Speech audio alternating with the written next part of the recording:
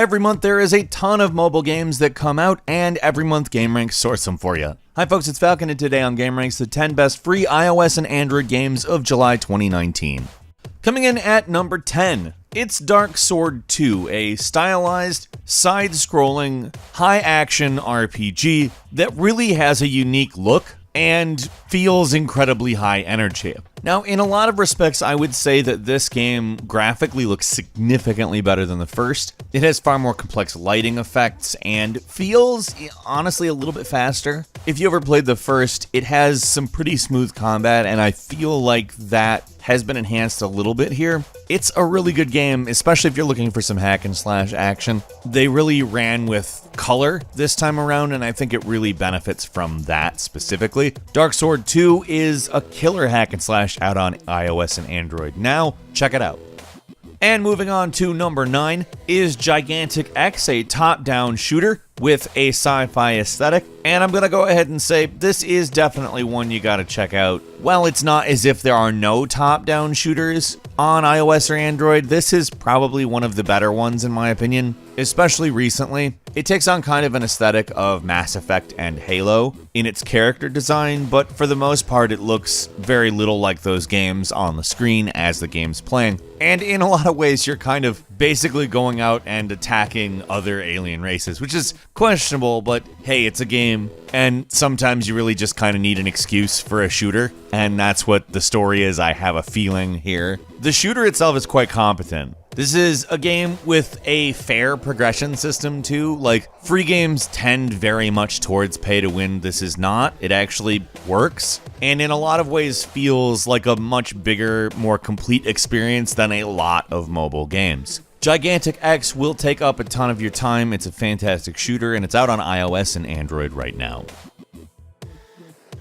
Continuing on to number 8, it's Battle Disc. Battle Disc is one of those very simple, very fun, addictive, time-passing, goofy little things. Now, it's not going to shock you or blow your mind or anything like that, but it is going to give you a very good time. It's basically air hockey with some additional twists. Your opponent basically sets up defenses, you have to throw a disc at them, and the way that that stuff kind of works reminds me of air hockey a lot. It's not fully air hockey because you're not just beating a disc back and forth. You're catching and throwing and trying to break through defenses, which are built up in various different ways, and honestly, it really works. I spent way more time on this game than I probably should have, given how simple it is to pick up and play. I feel like they did a good job of making it have enough variety that it's worth continuing to invest time in, and that's really valuable when you make something that's simple but fun, so to speak. It is amazing, it is highly addictive, you will be playing this for a long time after you try it. It has some very annoying ads, I am not going to pretend it doesn't,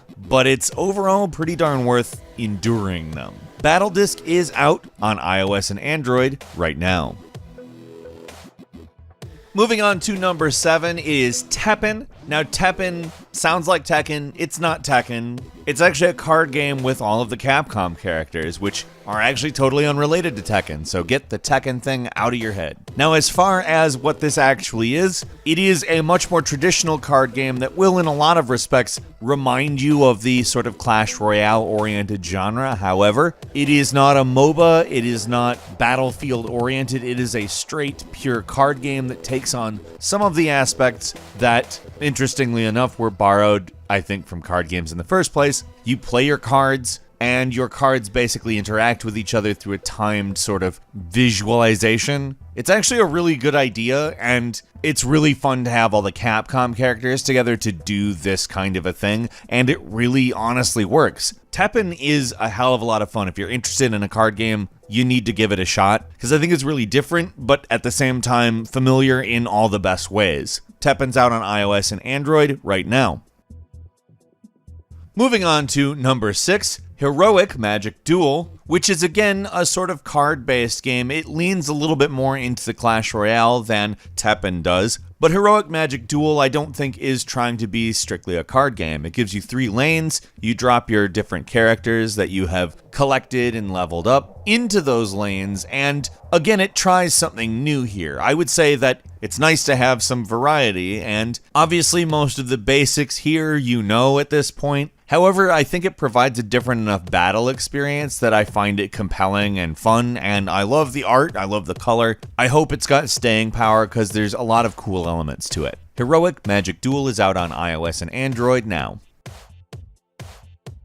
Coming in at number 5, it's the mighty quest for epic loot. Now, this game is a one-thumb action RPG, and in every way it works. We've talked about a couple of these games in the past, but this game really takes it all and unifies it into a working, ongoing experience. I would say the closest competition is probably Nonstop Night, which this kind of unapologetically borrows from. I would say if you do like Nonstop Night, you'll probably like this game. I enjoy both, personally. I think that they both offer different enough paths and different enough environments and characters that they're both certainly worth playing, and Ubisoft did a pretty good job with this. Honestly, this could have been vapid and horrible and just like a mindless ripoff of another game, but instead of being vapid and horrible, it's just a good ripoff of another game. I understand that doesn't sound like a great compliment, but it actually is. Nonstop Night's a great game, and this is a great game. It could have been horrible, but it's not. It's great. The mighty quest for epic loot is out on iOS and Android now. Coming in at number 4 is Dr. Mario World. Now, this is a game that does everything it's supposed to do quite well. I mean, it's basically what you expect from a mobile Dr. Mario game. It's incredibly good, puzzle-oriented gameplay. It's not just match 3, but it is match 3 with the sort of Dr. Mario pills versus viruses twist. If you're unfamiliar, it's not particularly complicated. All you really have to do is match pills with viruses, and from there it's kind of basically match 3 stuff. And that's good. It's a really good puzzle game. I love Dr. Mario. And this evolution of it works really well. I do have some complaints with the monetization. There's a lot of cooldown-oriented stuff in a game that just doesn't seem to make sense to have it. But beyond that, it's really good. The progression of the puzzles is really fun. It's challenging in a way that doesn't feel unfair. I feel like I'll probably be able to get through the whole thing eventually. And that's good, because I want to. I enjoy it. It's just those cooldowns. Gotta love those energy systems, right? Yeah. Dr. Mario World is out on iOS and Android. It's great. Coming in at number 3, it's Dota Underlords, which bears a lot in common with Heroic Magic Duel, except for it of course handles everything on a much larger grid. Things are still handled in the sort of track way, and in a lot of ways it seems more specifically a Valve game, if that makes sense. Or rather a Valve live service. However, it's more expected on mobile. It's more maybe simplified than what you might expect from a Dota title, but in a lot of respects that's not necessarily bad. Although I'll say it possibly could have been simplified more. In a lot of ways, I feel like sometimes there's a little bit too much going on the screen at once. However, that being said, it is a lot of fun, and I particularly like the idea of actual sort of intended interactions between your various heroes you can drop on the board with the form of allied heroes. You can drop in a pair that has some sort of special interaction, and they do that. Not a totally new idea, but works really well here. Dota Underlords is out on iOS and Android now. It's quite good. Moving on to number 2, it's Sky Children of the Light, which is a game coming to us from the creators of Journey. It is as beautiful as Journey in every respect. In some cases, I think even prettier. What I like about this one is you have character customizations. That's something you didn't have in Journey, and you'll recognize a lot of the gameplay elements if you have played Journey. It is that kind of a game, and it really nails the idea of sort of building on that idea. Sky Children of the Light is out on iOS. It is in the pre-registration phase on Android. It's great. Give it a shot. And finally, coming in at number 1, it's Attack on Titan Assault, which is a turn-based RPG that is a big change of pace as far as Attack on Titan video games go. Most of the time we've been treated to games that attempt to capture the feel of battle. This one spends more time on strategy and actually quick-time events. In a lot of ways, it's very typical of a mobile RPG, but it also brings us Attack on Titan as a skin and an aesthetic and a story, which works. It doesn't do a lot to play with the genre, so to speak, of the mobile turn-based RPG, but it's a slick and enjoyable presentation that I'm not really 100% sure needs to. It kind of just works, and it doesn't need to be a lot more or a lot less. I don't know it's going to have the kind of staying power that some of the games I've mentioned today have, but it's a very good use of a licensed property in a popular genre. Attack on Titan Assault is out on iOS and Android right now.